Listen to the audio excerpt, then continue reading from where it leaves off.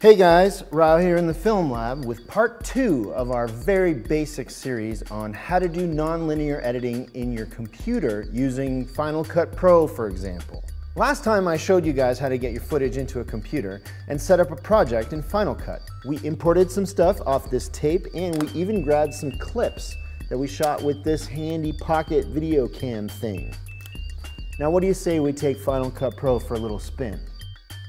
Over here in this browser is where all your clips are, and you can organize them into different folders, which are called bins as a nod to how things were done in the olden days. You can import other files that you want to edit with directly into the browser, including still images or music.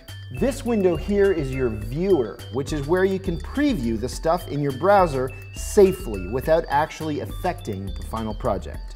Down here, we've got the timeline where you're going to be doing the actual editing.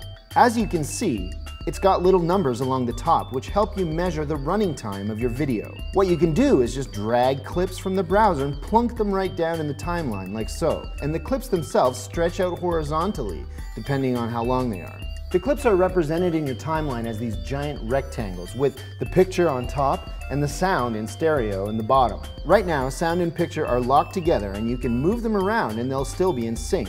And if you add another clip, you can throw it in front of or behind the first clip, or you can even put this new clip on a new layer over top of the old one, like so. Once you get some clips in your timeline, you can watch what you've got so far in this canvas viewer. So this is nonlinear editing, called so because of the infinite options you have in terms of not only how you choose to put your video together, but the way in which you choose to work towards putting your video together. If you want, you can line up shot after shot in a linear fashion in order to build your final video from start to finish. Or if you have strong ideas for the ending, you can choose to cut that first and then move backwards if you want. You can even copy and paste clips, duplicating them as many times as you like. Look over here. There's a bunch of tools here that you can use to shape your video into something awesome. For instance, this arrow is what I've been using to grab clips and move them around, but I can also adjust the beginning and end of each clip if I want to. And if I need to get precise, this magnifying glass lets me zoom deep into the timeline, which allows me to adjust things right down to the frame. And this one's my favorite. This razor blade can cut a clip right in half. And with the arrow, you can then adjust each half as if it's its own independent clip, just like in real life with worms. Also, you can disconnect your sound and picture by clicking on this thingy here, which lets you adjust either one independently or move them completely out of sync if need be. And if you bring still images into your timeline, they behave exactly the same way that the movie clips do, and you can adjust them in the same ways as well. But check this out.